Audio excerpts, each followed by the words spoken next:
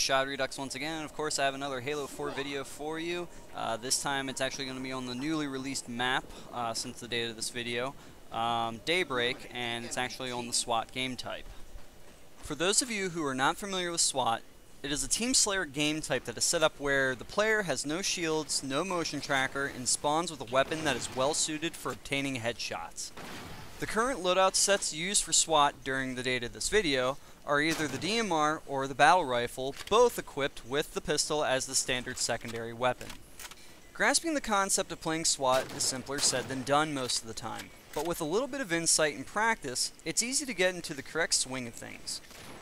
First thing I'm going to discuss is the key strengths and weaknesses of each weapon for Daybreak, starting with the DMR. The DMR is going to be the preferred weapon of choice for this map and game type due to the map being more exceptionally open than some of the other larger maps in Halo 4. Even when taking the left or right side routes in Daybreak, the paths are still pretty open. Since the DMR is a gun that excels at medium to long range engagements, you can expect to have a positive experience with it on Daybreak, as long as you're aiming for the head, of course. When assaulting with the DMR, I find it best to take either left or right side routes from the bases when advancing, but make sure you're close enough to cover or hugging a wall so you can maintain the best line of sight advantage as possible, because charging in the open area will leave you only as a sitting duck. If you're more of a reserve DMR player, you can always post up at the top of either base. Both sides have ample amount of cover, so you can peek out and get a kill for the assaulting lemmings that decide to come over the middle hill. Also, when doing this, make sure you pay attention to which side of the map your team is on, and cover the opposing side. Otherwise, you're going to get assassinated. When using the battle rifle in Daybreak SWAT, a little more tact needs to be applied, but if used correctly, is extremely rewarding. The battle rifle is mainly designed for close to medium range engagements, and that is perfectly capable if you stay in the general center of the map. When traveling from the center of the map, there is a tunnel in the general center underneath the middle cliff or hill area. This tunnel is the recommended route of travel and stay as much on the ground level as possible. The reason for this is since the majority of players are going to be using DMRs, they are more likely to look across the map for enemies rather than right below their feet, making you have the tactical advantage. Taking side routes with the battle rifle is a bit of a risk since the DMR has better range, but if you have to, still stay close to the walls or move from cover to cover whenever possible. If you have to use your pistol on Daybreak SWAT, it should be for close to initial medium range engagements. The pistol will be the most difficult weapon to use on this map, but if you apply the same principles as the battle rifle that I have previously mentioned, you can fare pretty well.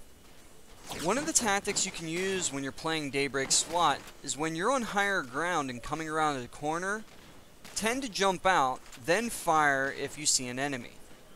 There are two main purposes for this.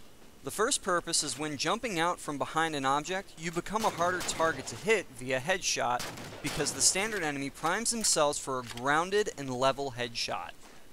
And the second reason is it makes it easier for you to get a headshot because you are higher than your enemy, which gives you time to adjust and make aiming for the head an easier task due to the aiming feature in Halo 4. In some cases, for instance if an enemy is running away from you, a headshot may not be so easy or even possible. Fortunately, if you use either the pistol or DMR, it only takes 3 successful body shots to kill your enemy, which is still a better option than not getting the kill.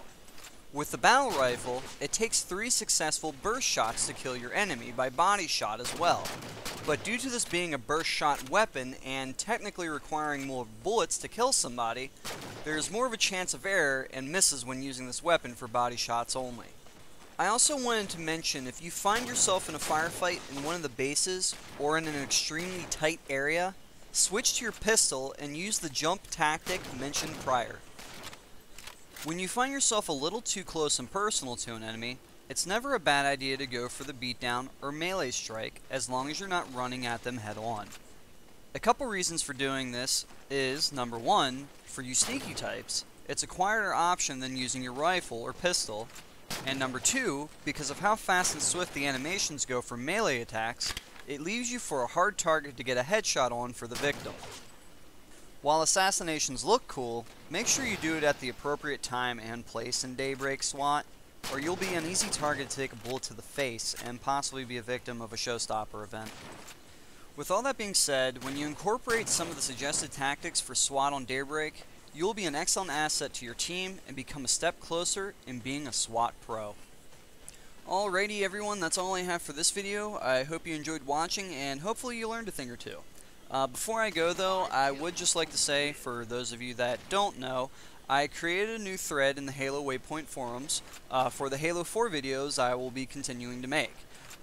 Just head over to the forums.halowaypoint.com and search under Community Creations for Shodredux's Commentary Video Corner thread. That's pretty much it, and thanks for watching, and I'll see you all next time.